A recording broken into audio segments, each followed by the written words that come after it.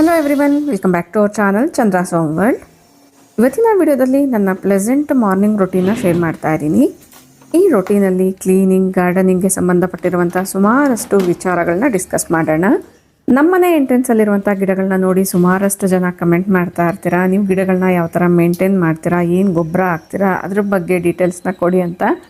ಈ ವಿಡಿಯೋದಲ್ಲಿ ಅದರ ಡೀಟೇಲ್ಸ್ನ ಕೊಡ್ತಾ ಹೋಗ್ತೀನಿ. ಅಷ್ಟೇ ಅಲ್ಲ, ಮಕ್ಕಳನ್ನ ಸ್ಕೂಲ್ಗೆ ರೆಡಿ ಮಾಡಿಸೋ ಹತ್ರದಿಂದ ಹಿಡಿದು ಮನೆ ಕ್ಲೀನಿಂಗ್ ಜೊತೆಗೆ ಗಾರ್ಡನಿಂಗ್ ಎಲ್ಲದನ್ನು ಯಾವ ಥರ ಮೇಂಟೈನ್ ಮಾಡ್ತೀನಿ, ಯಾವ ಥರ ಟೈಮ್ನ ಸೇವ್ ಮಾಡ್ತೀನಿ, ಟೈಮ್ನ ಮ್ಯಾನೇಜ್ ಮಾಡ್ತೀನಿ ಅನ್ನೋದನ್ನು ಡೀಟೇಲಾಗಿ ನೋಡ್ತಾ ಹೋಗೋಣ.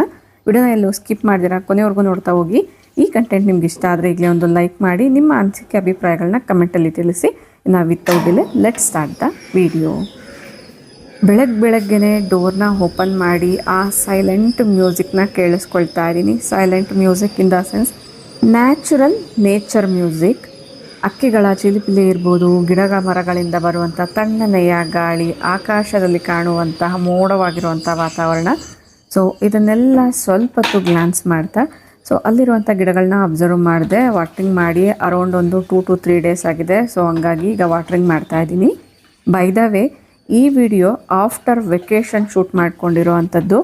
ಲಾಸ್ಟ್ ವೀಕೆಂಡ್ ಒಂದು ವೆಕೇಷನ್ನ ಪ್ಲ್ಯಾನ್ ಮಾಡ್ಕೊಂಡಿದ್ವಿ. ಆ ವೆಕೇಷನ್ಗೆ ಸಂಬಂಧಪಟ್ಟಂಗೆ ವಿಡಿಯೋ ಬೇಕಾ ಬೇಡವಾ ಅನ್ನೋದನ್ನ ಕಮೆಂಟ್ ಮಾಡಿ ತಿಳಿಸಿದ್ರೆ ಸೊ ಆ ಒಂದು ನ್ಯಾಚುರಲ್ ಬ್ಯೂಟಿನ ಶೇರ್ ಮಾಡಬೇಕೋ ಬೇಡವಾ ಅಂತ ಡಿಸೈಡ್ ಮಾಡ್ಕೊಳ್ತೀನಿ. ನಿಮ್ಮಲ್ಲಿ ಎಷ್ಟು ಜನಕ್ಕೆ ಆ ವೆಕೇಷನ್ ವ್ಲಾಗ್ನ ನೋಡಬೇಕಂತ ಅನ್ನಿಸ್ತಿದೆ ಕಮೆಂಟ್ ಮಾಡಿ ತಿಳಿಸಿ. ಬೆಳಗ್ಗೆನೆ ಮಕ್ಕಳ ವಾಟರ್ ಬಾಟಲ್ಸ್ ಎಲ್ಲನೂ ಫಿಲ್ ಮಾಡ್ತಾ ಇದ್ದೀನಿ. ಮಕ್ಕಳ ಸ್ಕೂಲ್ ಡೇಸ್ ಇದ್ದಾಗ ಮಾರ್ನಿಂಗ್ ಒಂದು ರೀತಿ ಫಿಕ್ಸ್ಡ್ ಟೈಮಿಂಗ್ಸ್ ಅನ್ನೋದು ಇರುತ್ತೆ ಅಲ್ವಾ. ಇನ್ ಟೈಮಲ್ಲಿ ಮಕ್ಕಳಿಗೆ ಸ್ನಾನ ಮಾಡಿಸಿ ರೆಡಿ ಮಾಡಿಸೋ ಅಂಥದ್ದು ಇರ್ಬೋದು, ಬ್ಯಾಗ್ ಪ್ಯಾಕ್ ಮಾಡುವಂಥದ್ದು, ಅವ್ರಿಗೆ ಬೇಕಾಗಿರುವಂಥ ಎಸೆನ್ಷಿಯಲ್ ಥಿಂಗ್ಸ್ನೆಲ್ಲ ಕೊಡೋ ಅಂಥದ್ದು. ಸೊ ಇದೆಲ್ಲನೂ ನಡೀತಾ ಇದೆ.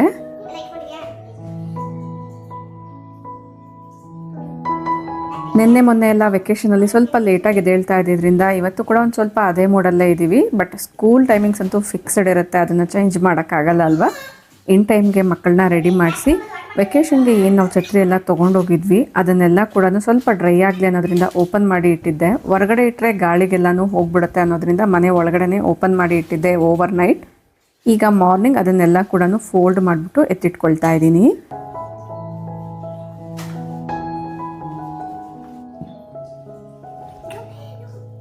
Cute moment. ಕ್ಯಾಮ್ರಾ ಆನ್ ಆಗಿರೋದು ಗೊತ್ತೇ ಇಲ್ಲ, ಬಟ್ ಅವ್ರದ್ದೇ ಆದಂತಹ ಆಟಗಳನ್ನ ಆಡ್ತಾಯಿದ್ರು. ಆದರೂ ನಾನು ಕೆಲವೊಂದನ್ನೆಲ್ಲ ಸ್ಕಿಪ್ ಮಾಡಿದ್ದೀನಿ. ಇನ್ನು ನಮ್ಮ ಹೆಲ್ಪರ್ ಬರೋಷ್ಟರಲ್ಲಿ ಏನೇನೆಲ್ಲ ಹರಡಿ ಇಟ್ಕೊಂಡಿದ್ದೀವಿ ಅದನ್ನೆಲ್ಲ ಅದರ ಜಾಗದಲ್ಲಿ ಇಟ್ಟರೆ ಅವ್ರು ಕ್ಲೀನ್ ಮಾಡೋಕ್ಕೆ ಕನ್ವೀನಿಯೆಂಟ್ ಆಗಿರುತ್ತೆ ಅನ್ನೋದ್ರಿಂದ ಎಲ್ಲದನ್ನು ಎತ್ತಿಟ್ಕೊಳ್ತಾ ಇದ್ದೀನಿ. ಒಂದು ಕಡೆ ಮಕ್ಕಳನ್ನ ರೆಡಿ ಮಾಡಿಸ್ತಾನೆ, ಇನ್ನೊಂದು ಕಡೆ ಓಮ್ ಥಿಂಗ್ಸ್ನ ಕೂಡ ಮಾಡ್ತಾ ಇದ್ದೀನಿ.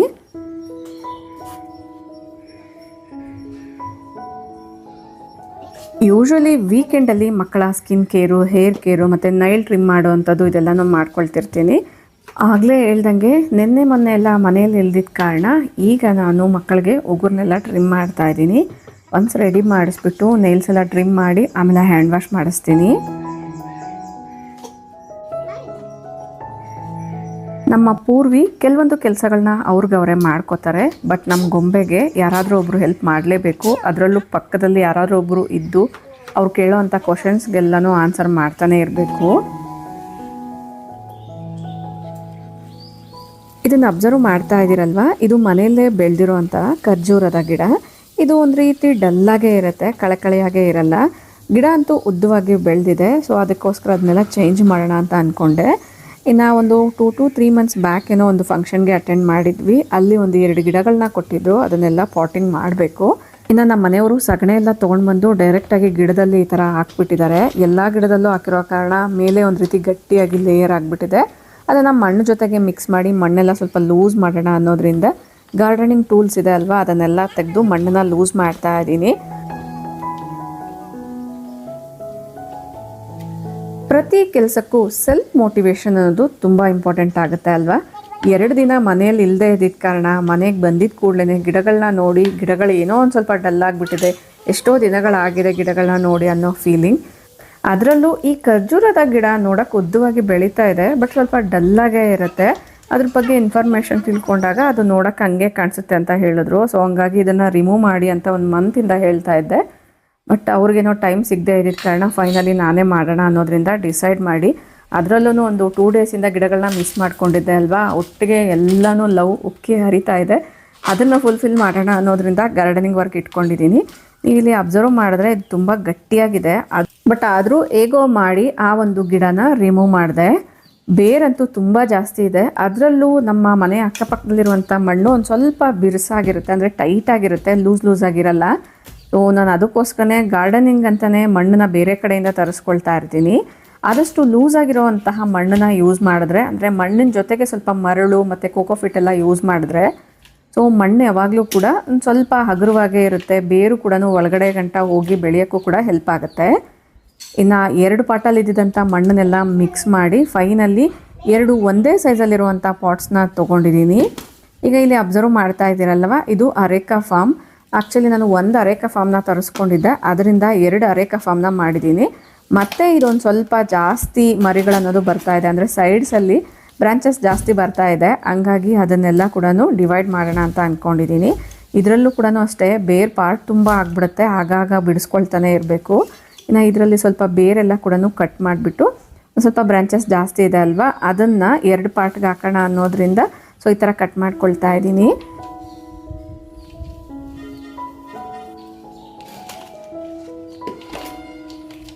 ಇನ್ನು ಮಣ್ಣು ಸ್ವಲ್ಪ ಜಾಸ್ತಿ ಇತ್ತು, ಅದನ್ನು ತೆಗೆದುಬಿಟ್ಟು ಈ ಥರ ನಾನು ನೆಟ್ಕೊಳ್ತಾ ಇದ್ದೀನಿ. ಈ ಮಣ್ಣೆಲ್ಲ ಸ್ವಲ್ಪ ಲೂಸಾಗೇ ಇದೆ. ಅದರಲ್ಲೂ ಒಂದೇ ಪಾಟಲ್ಲಿ ಇದ್ದಿದ್ದಂಥ ಮಣ್ಣು ಸ್ವಲ್ಪ ಗಟ್ಟಿಯಾಗಿ ಟೈಟಾಗಿತ್ತು. ಅದಕ್ಕೋಸ್ಕರ ನಾನು 2 ಪಾಟ್ ಮಣ್ಣನ್ನ ಮಿಕ್ಸ್ ಮಾಡ್ಕೊಂಡಿದ್ದೀನಿ. ಸ್ವಲ್ಪ ಉದುರುದ್ರಾಗಿರುತ್ತೆ, ಅಂದರೆ ಹಗುರವಾಗಿರುತ್ತೆ ಅನ್ನೋದ್ರಿಂದ. ಇನ್ನು ಇನ್ನೊಂದು ಬೇರು ಕೂಡ ನೋಡ್ತಾ ಇದ್ರಲ್ವ, ತುಂಬ ಜಾಸ್ತಿನೇ ಇದೆ. ಸೊ ಹಂಗಾಗಿ ಮೊಚ್ಚನ್ನ ತೊಗೊಂಡು ಅದನ್ನು ಕಟ್ ಮಾಡ್ಕೊಳ್ತಾ ಇದ್ದೀನಿ. ತುಂಬ ಜಾಸ್ತಿ ಬೇರಿತ್ತು ಅಂದರೆ ಪಾಟ್ ತುಂಬ ಬೇರೆ ಆಗಿಬಿಡುತ್ತೆ. ನೀರು ಹಾಕಿದ ಕೂಡಲೇ ಇಮ್ಮಿಡಿಯೇಟಾಗಿ ಕೆಳಗಡೆ ಬರ್ತಾ ಇರುತ್ತೆ. ಮತ್ತು ಒಂದಿನ ನೀರು ಹಾಕಿಲ್ಲ ಅಂದರೂ ಕೂಡ ಗಿಡ ಡಲ್ ಆಗ್ತಾ ಇರುತ್ತೆ. ಹಂಗಾಗಿ ಸೊ ಬೇರನ್ನು ಕೂಡ ಆಗಾಗ ಚೆಕ್ ಮಾಡಿಕೊಂಡು ಪಾರ್ಟ್ ತುಂಬ ಬೇರಾಗಿಬಿಟ್ಟಿದೆ ಅನ್ನೋದಾದರೆ ಅದನ್ನು ಬಿಡಿಸ್ಬಿಟ್ಟು ಒಂದು ಸ್ವಲ್ಪ ಕಟ್ ಮಾಡಿ ಒಂದು ಸ್ವಲ್ಪ ಬೇರಿರೋ ಥರ ನೋಡಿಕೊಂಡು ಈ ಥರ ರೀಪಾಟ್ ಮಾಡಿಕೊಂಡ್ರೆ ಬೆಟರು. ಇನ್ನು ಆಗಲೇ ಹೇಳಿದೆ ಅಲ್ವಾ, ರೋಸ್ ಗಿಡನೆಲ್ಲ ನಾನು ಒಂದು ಫಂಕ್ಷನ್ಗೆ ಹೋದಾಗ ಅಲ್ಲಿ ಕೊಟ್ಟಿದ್ದರು. ಅದು ಸತ್ತೋಗಿದೆ ಏನೋ ಅಂತ ಅಂದ್ಕೊಂಡಿದ್ವಿ, ಬಟ್ ಒಂದು ಕಡೆ ಚಿಗುರು ಬರ್ತಿತ್ತು, ಹಂಗಾಗಿ ಒಂದು ಪಾಟಲ್ಲಿ ಇಟ್ಟಿದ್ದೆ. ಬಟ್ ನೋಡ್ತಾ ಇರ್ಬೋದು ಮೊಗ್ಗು ಕೂಡ ಬಂದುಬಿಟ್ಟಿದೆ. ಸೊ ಹಂಗಾಗಿ ಅದೇ ಖುಷಿಗೇ ಇದನ್ನು ಬೇರೆ ಪಾಟಲ್ಲಿ ಹಾಕೋಣ ಅನ್ನೋದ್ರಿಂದ ಸೊ ಈ ಪಾಟ್ಗೆ ಹಾಕ್ತಾಯಿದ್ದೀನಿ. ಬೈ ದ ವೇ, ಈಗ ನಾನು ಆ ಬ್ಲ್ಯಾಕ್ ಕಲರ್ ಕವರಿಂದ ತೆಗೆದು ಬಿಡಿಸ್ದೆ ಅಲ್ವಾ, ಕೆಲವೊಂದು ಗಿಡಗಳಿಗೆ ಕಸಿ ಮಾಡಿದಾಗ ಒಂದು ರೀತಿ ಪ್ಲಾಸ್ಟಿಕ್ದು ಒಂದು ಪೈಪ್ನ ಸಪೋರ್ಟ್ ಕೊಟ್ಟಿರ್ತಾರೆ. ಅದನ್ನು ರಿಮೂವ್ ಮಾಡಿಬಿಟ್ಟು ಪಾಟಿಂಗ್ ಮಾಡಿಲ್ಲ ಅಂದರೆ ಗಿಡ ಸರಿಯಾಗಿ ಬೆಳೆಯಲ್ಲ. ಆ ಕಾಂಡ ದಪ್ಪದಾಗಕ್ಕೆ ಆ ಪ್ಲಾಸ್ಟಿಕ್ ಬಿಡಲ್ಲ. ಸೊ ಹಂಗಾಗಿ ಅದನ್ನೆಲ್ಲ ರಿಮೂವ್ ಮಾಡಿಕೊಂಡು ಗಿಡನ ನೆಟ್ಕೊಂಡು ಉಳಿದಿರೋಂಥ ಮಣ್ಣನ್ನು ಸ್ವಲ್ಪ ತುಳಸಿ ಗಿಡಕ್ಕೆ ಹಾಕಿ ಇನ್ನು ಸ್ವಲ್ಪ ಮಣ್ಣನ್ನ ಈಗ ಏನು ಪ್ಲಾಂಟ್ ತೆಗೆದೆ ಇದಕ್ಕೆ ಹಾಕ್ಕೊಳ್ತಾ ಇದ್ದೀನಿ. ಆಗಲೇ ಹೇಳ್ದಂಗೆ ಎಲ್ಲ ಸಸಿಗಳಿಗೂ ಕೂಡ ಸ್ವಲ್ಪ ಸಗಣಿ ಅನ್ನೋದು ಹಾಕ್ಬಿಟ್ಟಿದ್ದಾರೆ. ಅದೊಂದು ರೀತಿ ಗಟ್ಟಿ ಆಗಿಬಿಟ್ಟಿದೆ. ಸಗಣಿನ ಹಾಕಬೇಕಾದ್ರೆ ನೀರು ಜೊತೆಗೆ ಮಿಕ್ಸ್ ಮಾಡಿ ಹಾಕಬೇಕಾಗತ್ತೆ, ಇಲ್ಲ ಅದನ್ನು ಡ್ರೈ ಮಾಡಿ ಹಾಕಿದ್ರೆ ಮಣ್ಣು ಜೊತೆಗೆ ಈಸಿಯಾಗಿ ಮಿಕ್ಸ್ ಆಗಿಬಿಡುತ್ತೆ.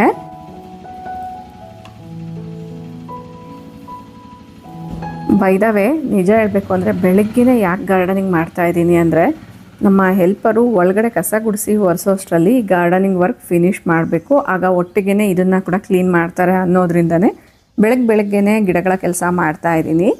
ಇನ್ನು ಇನ್ನೊಂದು ಕಡೆ ಪ್ರತಿಯೊಂದು ಗಿಡನ ಸರಿಸ್ಬಿಟ್ಟು ಅಲ್ಲೇನಾದರೂ ಕಸ ಡ್ರೈ ಲೀವ್ಸ್ ಎಲ್ಲ ಇದ್ದರೆ ಅದನ್ನೆಲ್ಲ ತೆಗೆದುಬಿಟ್ಟು 1 by 1 ಎಲ್ಲದನ್ನು ಅರೇಂಜ್ ಮಾಡ್ಕೊಳ್ತಾ ಇದ್ದೀನಿ. ಈಗ ಮತ್ತೊಂದು 2 ಪಾಟ್ ಆ್ಯಡ್ ಆಯ್ತಲ್ವಾ, ಸೊ ಹಂಗಾಗಿ ಅದಕ್ಕೂ ಕೂಡ ಪ್ಲೇಸ್ ಅರೇಂಜ್ ಮಾಡ್ಕೋಬೇಕು. ಈಗಾಗಲೇ ಚೆನ್ನಾಗಿ ಬೆಳೆದಿರುವಂಥ ಗಿಡಗಳನ್ನ ಒಂದ್ರ ಪಕ್ಕದಲ್ಲಿ ಒಂದು ನೀಟಾಗಿ ಅರೇಂಜ್ ಮಾಡಿಕೊಂಡು ಈಗ ನಾನೇನು ಪಾಟಿಂಗ್ ಮಾಡಿದ್ದೀನಿ ಅದನ್ನು ಈ ಕಾರ್ನರಲ್ಲಿ ಇಟ್ಕೊಳ್ತೀನಿ.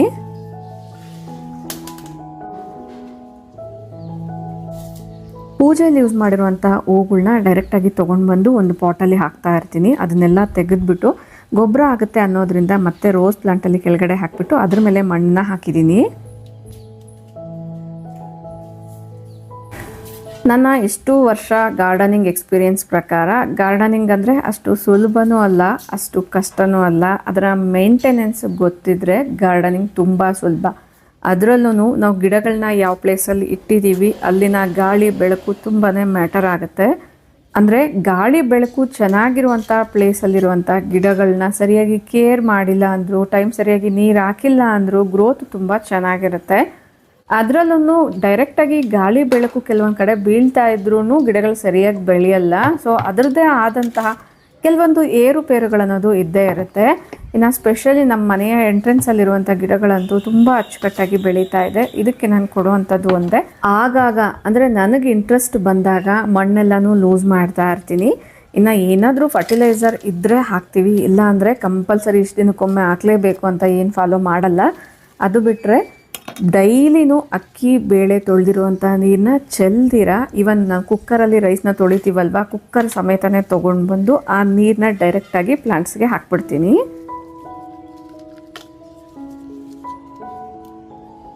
ಈ ಕಿಟಕಿಯಲ್ಲಿಟ್ಟಿರುವಂಥ ಗಿಡಗಳಿಗೂ ಸಗಣಿ ಅನ್ನೋದು ಹಾಕಿದ್ರಲ್ವ, ಅದೆಲ್ಲ ಒಂದು ರೀತಿ ಗಟ್ಟಿಯಾಗಿಬಿಟ್ಟಿದೆ. ಹಂಗಾಗಿ ಆ ಸಗಣಿ ಸ್ವಲ್ಪ ಡ್ರೈ ಆಗಿದೆ. ಅದನ್ನು ಸ್ವಲ್ಪ ಲೂಸ್ ಮಾಡಿಕೊಂಡು ಮಣ್ಣು ಜೊತೆಗೆ ಮಿಕ್ಸ್ ಮಾಡಿ ಎಕ್ಸ್ಟ್ರಾ ಬೇರೆ ಮಣ್ಣು ಕೂಡ ಸ್ವಲ್ಪ ಹಾಕ್ಬಿಟ್ಟು ಈ ಥರ ಅರೇಂಜ್ ಮಾಡ್ಕೊಳ್ತಾ ಇದ್ದೀನಿ. ಎಲ್ಲ ಗಿಡಗಳಿಗೂ ಕೂಡ ಮಣ್ಣು ಅನ್ನೋದು ಲೂಸ್ ಮಾಡ್ತಾ ಇದ್ದೀನಿ.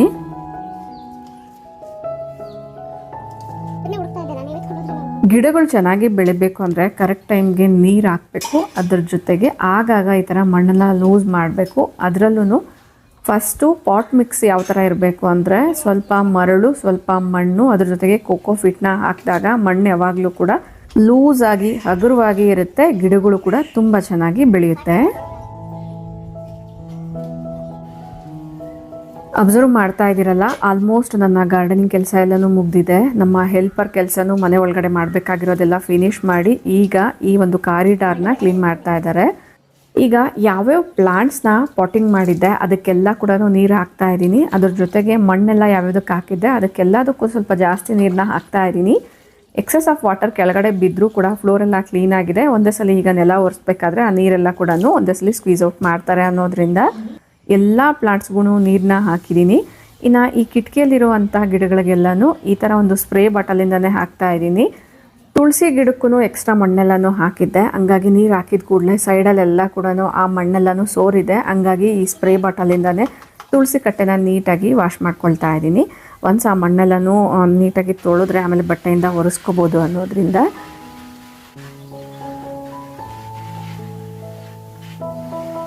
ನಾ ಮೇನ್ ಡೋರ್ಗೆ ಆ ಕಡೆ ಈ ಕಡೆ ಈ ಪ್ಲಾಂಟ್ಸ್ನ ಇಟ್ಕೊಂಡಿದ್ದೀನಲ್ಲ, ಈ ಎಲೆಗಳ ಮೇಲೆ ತುಂಬ ಧೂಳು ಅನ್ನೋದು ಆಗ್ತಾ ಇರುತ್ತೆ. ಹಂಗಾಗಿ ಆ ಎಲೆಗಳನ್ನ ಕೂಡ ಒಂದ್ಸತಿ ನೀಟಾಗಿ ವಾಶ್ ಮಾಡ್ಕೊಂಡಿದ್ದೀನಿ.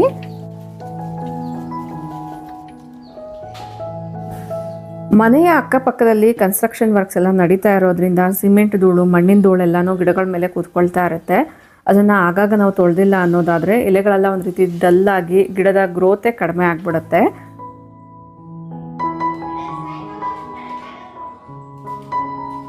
ಇನ್ನು ಗಾರ್ಡನಿಂಗ್ ವರ್ಕ್ ಎಲ್ಲ ಆಲ್ಮೋಸ್ಟ್ ಮುಗೀತು.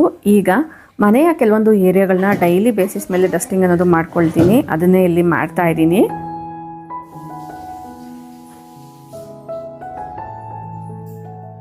ಬೈ ದ ವೇ, ಇಲ್ಲಿ ಫ್ಲೋರಿಂಗ್ ಅಬ್ಸರ್ವ್ ಮಾಡ್ತಾ ಇದ್ದೀರಲ್ವಾ, ಇದು ಗ್ರಾನೈಟು. ಇದೊಂದು ರೀತಿ ಡೆಲಿಕೇಟ್ ಡಾಲಿಂಗ್ ಥರ.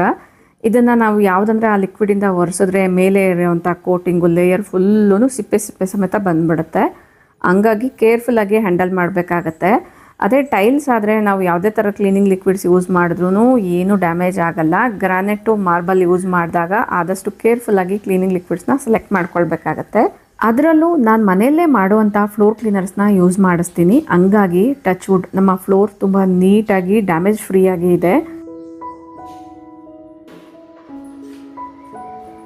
ನಾನು ಸುಮಾರು ದಿನಗಳಿಂದ ಅಂದ್ಕೊಳ್ತಾ ಇದ್ದೀನಿ ಈ ಫ್ಲೋರ್ ಕ್ಲೀನರ್ಸ್ ಬಗ್ಗೆ ಸುಮಾರು ಜನಕ್ಕೆ ಗೊತ್ತಿಲ್ಲ. ಸೊ ಅದ್ರ ಬಗ್ಗೆ ಇನ್ಫಾರ್ಮೇಷನ್ ಕೊಡಬೇಕು ಅಂತ. ನಿಮ್ಮಲ್ಲಿ ಎಷ್ಟು ಜನಕ್ಕೆ ಇದ್ರ ಬಗ್ಗೆ ಮಾಹಿತಿ ಬೇಕು ಕಮೆಂಟ್ ಮಾಡಿ ತಿಳಿಸಿ. ಅದ್ರ ಮೇರೆಗೆ ಈ ಕಂಟೆಂಟ್ ನಾನು ಮಾಡಬೇಕೋ ಬೇಡವೋ ಅನ್ನೋದನ್ನ ಡಿಸೈಡ್ ಮಾಡ್ಕೋತೀನಿ.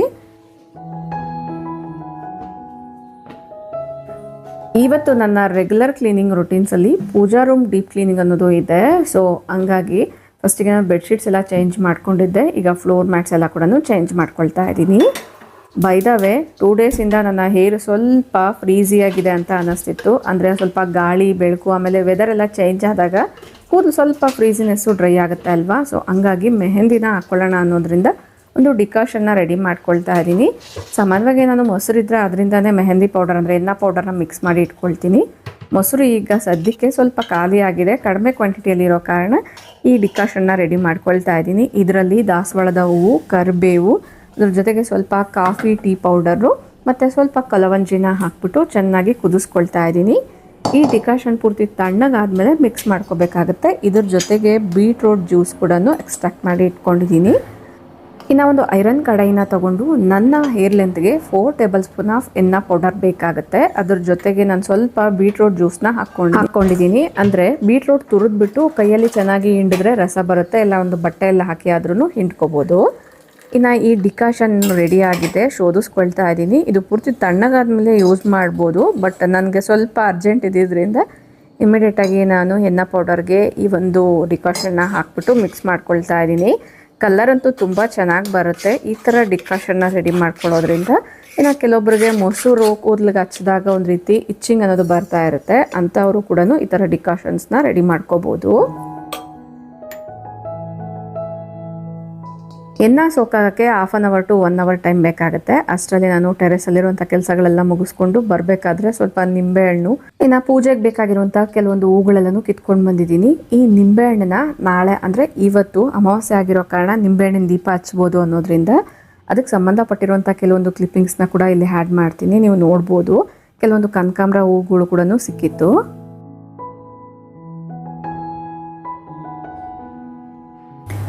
ಯೂಶ್ವಲಿ ನಿಂಬೆಹಣ್ಣಿನ ದೀಪನ ಆಷಾಢ ಮಾಸದಲ್ಲಿ ಅಮ್ಮನವರ ದೇವಸ್ಥಾನಗಳಲ್ಲಿ ಹಚ್ತಾ ಇರ್ತೀನಿ. ದೇವಸ್ಥಾನಕ್ಕೆ ಹೋಗೋಕ್ಕಾಗಲ್ಲ ಅನ್ನೋಂಥ ದಿನ ಈ ಥರ ಮನೆಯಲ್ಲೇ ದೀಪನ ಹಚ್ತೀನಿ.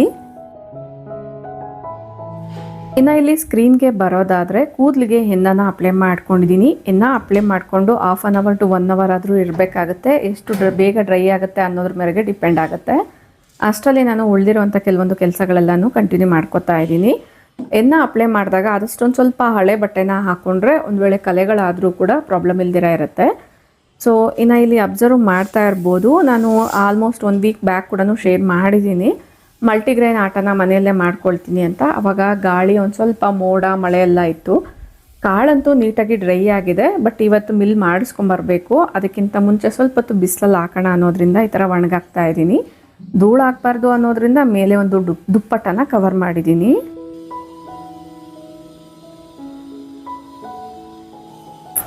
ನೆಕ್ಸ್ಟ್ ವೆಕೇಷನ್ಗೆ ತೊಗೊಂಡೋಗಿರುವಂಥ ಬ್ಯಾಗ್ಸ್ ಎಲ್ಲ ಅನ್ಪ್ಯಾಕ್ ಮಾಡ್ತಾ ಇದ್ದೀನಿ. ಅದಕ್ಕಿಂತ ಮುಂಚೆ ನಾನು ಹೋಗ್ಬೇಕಾದ್ರೇ ಎಲ್ಲ ಬಟ್ಟೆಗಳನ್ನ ವಾಶ್ ಮಾಡಿ ಈ ಥರ ನೀಟಾಗಿ ಫೋಲ್ಡ್ ಮಾಡಿ ಇಟ್ಟು ಹೋಗಿದ್ದೆ. ಅದನ್ನೆಲ್ಲ ಅದರ ಜಾಗದಲ್ಲಿ ಇಡ್ತಾ ಇದ್ದೀನಿ. ಅದರ ಜೊತೆಗೆ ಈಗ ನಾನು ಏನು ಬ್ಯಾಗ್ಸ್ ಎಲ್ಲ ತೊಗೊಂಡು ಬಂದಿದ್ದೀನಿ ಅದರಲ್ಲಿರೋಂತಹ ಸುಮಾರಷ್ಟು ಬಟ್ಟೆಗಳನ್ನ ಈಗಾಗಲೇ ವಾಶ್ಗೆ ಹಾಕಿದ್ದೀನಿ. ಇನ್ನು ಕೆಲವೊಂದು ಬಟ್ಟೆಗಳೆಲ್ಲ ಎತ್ತಿಡೋವಂಥದ್ದಿದೆ, ಅಂದರೆ ಯೂಸ್ ಮಾಡದೇ ಇರೋವಂಥದ್ದು, ಅದನ್ನೆಲ್ಲ ಈಗ ಆರ್ಗನೈಸ್ ಮಾಡ್ಕೊಳ್ತಾ ಇದ್ದೀನಿ.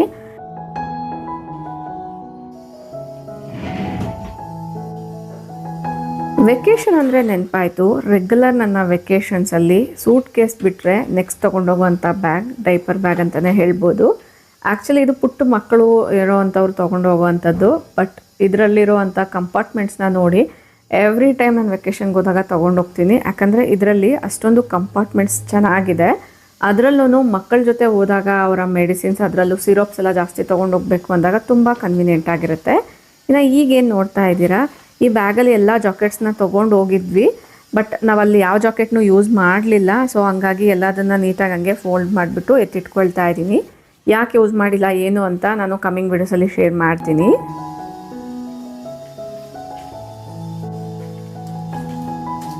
ಡೈಪರ್ ಬ್ಯಾಗ್ ಅಂತ ಹೇಳಿದೆ ಅಲ್ವಾ, ನೋಡ್ತಾ ಇದ್ದೀರಲ್ವಾ ಎಷ್ಟು ಕಂಪಾರ್ಟ್ಮೆಂಟ್ಸ್ ಇದೆ ಅಂತ. ಇದರಲ್ಲಿ ಎಲ್ಲ ಸಿರಪ್ಸು ಕೂಡ ನೀಟಾಗಿ ಜೋಡಿಸ್ಕೋಬೋದು. ಅದರಲ್ಲೂ ಸಿರಪ್ಸ್ ಎಲ್ಲ ಒಂದೇ ಬ್ಯಾಗಲ್ಲೇ ಹಾಕಿಬಿಟ್ರೆ ಸ್ವಲ್ಪ ಲೀಕ್ ಆಗೋ ಪ್ರಾಬ್ಲಮ್ ಎಲ್ಲ ಇರುತ್ತೆ.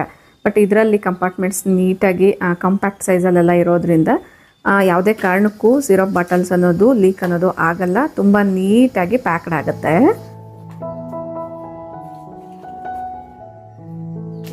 ಇನ್ನು ನಾನು ಎವ್ರಿ ಟೈಮ್ 2 ಪೌಚಸ್ನ ಕ್ಯಾರಿ ಮಾಡ್ತೀನಿ. ಒಂದು ಟಾಯ್ಲೆಟರೀಸ್ಗೆ, ಇನ್ನೊಂದು ಸ್ಕಿನ್ ಕೇರ್ಗೆ. ಅದನ್ನೆಲ್ಲ ಕೂಡ ಖಾಲಿ ಮಾಡ್ಕೊಂಡಿದ್ದೀನಿ. ಇನ್ನು ಈ ಬ್ಯಾಕ್ ಪ್ಯಾಕಲ್ಲೂ ಕೂಡ ಸುಮಾರಷ್ಟು ವಸ್ತುಗಳಿದೆ, ಅದನ್ನೆಲ್ಲ ಕೂಡ ತೆಗೆದಿಟ್ಕೊಳ್ತಾ ಇದ್ದೀನಿ. ಇನ್ನು ನಿಮ್ಮಲ್ಲೂ ಕೂಡ ಸುಮಾರು ಜನ ಯೂಟ್ಯೂಬರ್ಸ್ ಇದ್ದೀರಾ, ನಿಮ್ಗೆ ಯಾರಿಗಾದ್ರೂ ಯೂಸ್ ಆಗುತ್ತೇನೋ ನೋಡಿ. ಈ ಮೈಕ್ನ ನಾನು ಅರೌಂಡ್ 4 ಮಂತ್ಸಿಂದ ಯೂಸ್ ಮಾಡ್ತಾ ಇದ್ದೀನಿ. ತುಂಬ ಚೆನ್ನಾಗಿದೆ. ಈವನ್ ನಾನೀಗೇನು ಮಾತಾಡ್ತಾ ಇದ್ದೀನಿ ಈ ವಾಯ್ಸ್ ಕೂಡ ಇದೇ ಮೈಕಿಂದ ಕೊಟ್ಟಿರೋ ಅಂಥದ್ದು. ನಿಮ್ಗೆ ಯಾರಿಗಾದ್ರೂ ಇದರ ಲಿಂಕ್ ಬೇಕು ಅಂದರೆ ಡಿಸ್ಕ್ರಿಪ್ಷನಲ್ಲಿ ಟ್ಯಾಗ್ ಮಾಡಿರ್ತೀನಿ. ಇಂಟ್ರೆಸ್ಟ್ ಇರೋರು ಚೆಕ್ ಮಾಡಿ. ಒಂದು ವೇಳೆ ಏನಾದರೂ ಮಿಸ್ ಆಗಿದ್ರೆ ಕಮೆಂಟ್ ಮಾಡಿ ತಿಳಿಸಿ.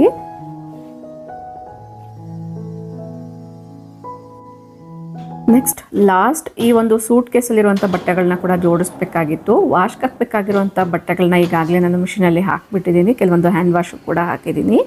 ಬಟ್ ಇನ್ನೊಂದು ಕಡೆ ಅಂದರೆ ಈ ಸೂಟ್ ಕೇಸಲ್ಲಿ ಅರ್ಧ ಭಾಗದಷ್ಟು ಬಟ್ಟೆಗಳನ್ನ ಯೂಸ್ ಮಾಡಿದ್ವಿ. ಇನ್ನು ಕೆಲವೊಂದು ಬಟ್ಟೆಗಳು ಇತ್ತು, ಅದನ್ನೆಲ್ಲ ಕೂಡ ಈಗ ನಾನು ಜೋಡಿಸ್ಕೊಳ್ತಾ ಇದ್ದೀನಿ.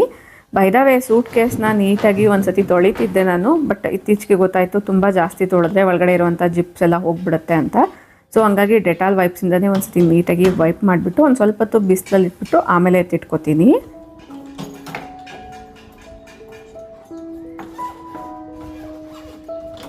ಇನ್ನು ನಾನು ಆಗಲೇ ಹೇಳಿದೆ ಅಲ್ವಾ, ಇವತ್ತು ರೆಗ್ಯುಲರ್ ಕ್ಲೀನಿಂಗ್ ರೊಟೀನ್ ಪ್ರಕಾರ ಪೂಜಾ ರೂಮ್ ಡೀಪ್ ಕ್ಲೀನಿಂಗ್ ಇದೆ ಅಂತ. ಎಲ್ಲ ಪೂಜಾ ವಸ್ತುಗಳನ್ನ ನೀಟಾಗಿ ಸಬೀನಾ ಪೌಡರಿಂದ ವಾಶ್ ಮಾಡಿ ಇಟ್ಕೊಂಡಿದ್ದೀನಿ. ಇನ್ನು ತಾಮ್ರ ಹಿತ್ತಾಳೆ ಪಾತ್ರೆಗಳನ್ನೆಲ್ಲ ನಾನು ಹುಣಸೆ ಹಣ್ಣಿನ ಪೇಸ್ಟಿಂದ ವಾಶ್ ಮಾಡಿ ಇಟ್ಕೊಂಡಿದ್ದೀನಿ. ನೋಡ್ತಾ ಇರ್ಬೋದು ತುಂಬ ನೀಟಾಗಿ ಕ್ಲೀನ್ ಆಗಿದೆ.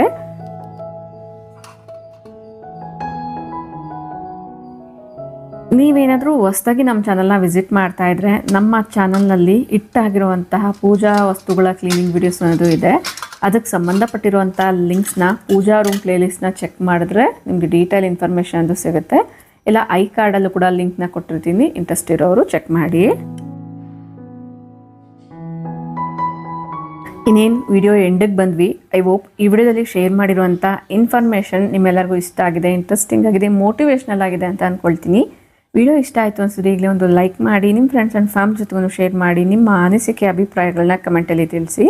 ಇನ್ನೊಂದು ಇಂಟ್ರೆಸ್ಟಿಂಗ್ ಆಗಿರುವಂಥ ಕಂಟೆಂಟ್ ಜೊತೆ ಮತ್ತೆ ಸಿಗೋಣ. ಅಲ್ಲಿವರೆಗೂ ಟೇಕ್ ಕೇರ್, ಬಾಯ್ ಬಾಯ್, ನಮಸ್ತೆ, ಥ್ಯಾಂಕ್ ಯು ಫಾರ್ ವಾಚಿಂಗ್.